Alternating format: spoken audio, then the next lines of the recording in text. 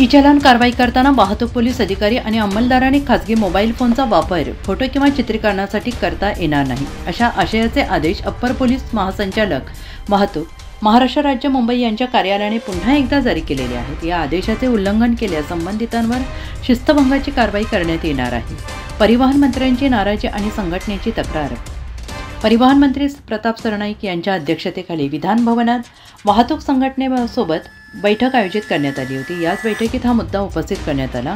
वाहतूक संघटनांच्या प्रतिनिधींनी तक्रार केली की वाहतुकीचे नियमन करणारे पोलीस अधिकारी अंमलदार हे त्यांचे खासगी मोबाईल वापरून एकाच वेळी मोठ्या संख्येने वाहनांचे फोटो काढतात आणि ते सोयीनुसार ई चलन प्रणालीमध्ये अपलोड करून चुकीच्या पद्धतीचं चलन देतात आणि या तक्रारीनंतर परिवहन मंत्र्यांनी या पद्धतीवर तीव्र नाराजी व्यक्त केलेली आहे।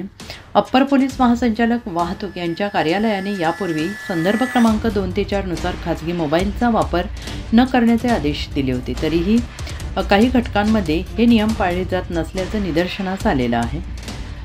अनेक पोलीस अधिकारी अंमलदार अद्यापही स्वतःच्या खासगी मोबाईल फोनद्वारे फोटो काढून वास्तविक वेळी ते सोडून सोयीनुसार ई चलन प्रणालीमध्ये अपलोड करतात आणि चुकीच्या पद्धतीने चलन जनरेट करतात। अशा प्रकारे खासगी मोबाईलद्वारे फोटो काढून सोयीनुसार ई चलन करताना पोलीस अधिकारी अंमलदार निदर्शनास आल्यास त्यांच्या विरोधात शिस्तभंगाची कारवाई प्रस्तावित करण्यात यावी असे स्पष्ट निर्देश अप्पर पोलीस महासंचालक प्रवीण साळुंखे यांनी दिले आहेत।